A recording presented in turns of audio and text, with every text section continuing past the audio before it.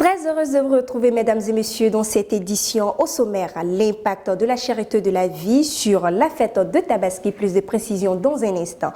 Guerre en Ukraine, 200 000 tonnes de céréales perdues. Plus de précisions, mesdames et messieurs, dans un instant. Chers téléspectateurs, bonsoir. Je l'avais annoncé à la une de ce journal. Ce samedi 9 juillet a été célébrée la fête de la Tabaski par la plupart de la communauté musulmane du monde entier. Au Mali, cette célébration a été faite sur fond de difficultés économiques pour certains Maliens, alors que d'autres se réjouissent d'avoir fêté avec les moyens de bord par rapport aux années précédentes. Suivant le reportage de Lassana Traoré et de Nafissatou Berté.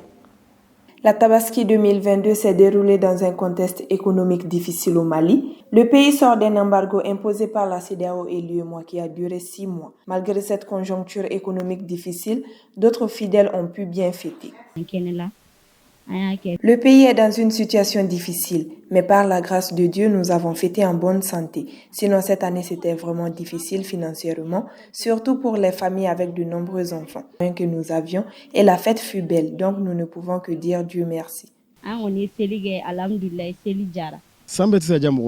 Chaque année, la fête ne se passe pas de la même manière pour tout le monde, car les gens ne sont pas pareils. Pour certains, la fête a été belle, pour d'autres, non. Mais quant à moi, je peux dire que la fête s'est bien passée, car c'est la santé le plus important. Moi, j'étais en bonne santé, de même pour ma famille, donc c'est l'essentiel de mon côté. L'argent, c'est tout autre chose, vous comprenez, mais là aussi, je peux remercier Dieu. Cette année, la fête a été difficile, le genre de difficulté que tu connais.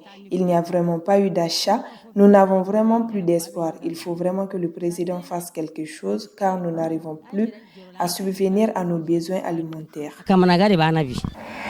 À présent, parlons environnement. Comme à l'accoutumée rare est de voir après la fête de la Tabaski, les ruelles propres à cause des tas d'ordures, des sachets en plastique et surtout des déchets et peaux de moutons délaissés par une population, espérant que la pluie les fasse évacuer. Cette année, c'est avec une joie que la population a pu fêter dans une atmosphère saine et propre. Nafissatou Berté et Lassana Traoré pour le reportage.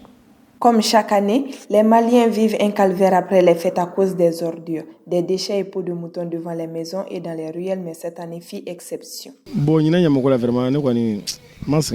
Cette année, côté ordures, j'ai pas eu de problème parce que dans notre secteur, à chaque fois qu'il y avait des ordures, les jeunes du quartier s'y rassemblaient pour le nettoyage.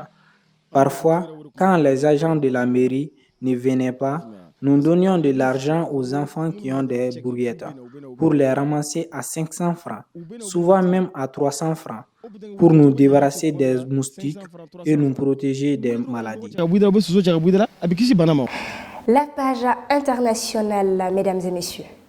Après l'Espagne et le Portugal, la France sous la fournaise. Après l'Espagne et le Portugal, déjà en pleine canicule, la France plongeait à son tour mercredi dans une deuxième vague de chaleur en à peine un mois avec son corollaire des feux de forêt dans le sud du pays. 2 incendies qui ont provoqué l'évacuation de 6 000 campeurs avaient déjà ravagé près de 1700 hectares de pins mercredi matin en Gironde. Dans le sud-ouest, où 7 départements ont été placés en vigilance orange canicule. L'Espagne était, elle, dans sa quasi-totalité en état d'alerte rouge en Andalousie sud, Extrémadure sud-ouest et Galice nord-ouest, alors que des températures, je cite, suffocantes, fin de citation, sont attendues dans l'ensemble du pays jusqu'à 44 degrés. Localement, selon l'AEMET, l'Agence météorologique nationale. Pour expliquer ces pertes céréalières, les autorités russes mises en place par Moscou dans cette région ukrainienne accusent l'Ukraine de brûler et miner les champs. Je cite, « Ce ne sont pas seulement les récoltes incendiées qui sont perdues, une partie des champs sont minés », fin de citation, affirme le chef de l'administration d'occupation russe Vladimir Soldo, selon l'agence de presse russe TASS. SS. Ce dernier estime que la récolte totale serait de 1,2 à 1,3 million de tonnes au lieu de 1,4 million. Les perspectives économiques mondiales, je cite, s'assombrissent. Fin de citation. Selon la FMI, parmi les principales raisons de cet assombrissement, la directrice générale du FMI, Kristalina Georgieva, évoque mercredi la guerre en Ukraine et, je cite, les chocs sur les prix des biens, fin de citation, qu'elle a provoqué. Le FMI prévoit de publier plus tard ce mois-ci, je cite, une dégradation supplémentaire, fin de citation, à ses prévisions de croissance, je cite, à la fois pour 2022 et 2023, fin de citation, a déclaré Kristalina Georgieva.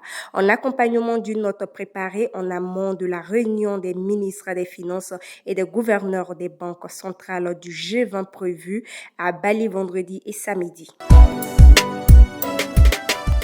C'est tout pour cette édition, mesdames et messieurs. Aïd El Kébir à tous de la part de Tazoudé TV, la télé autrement.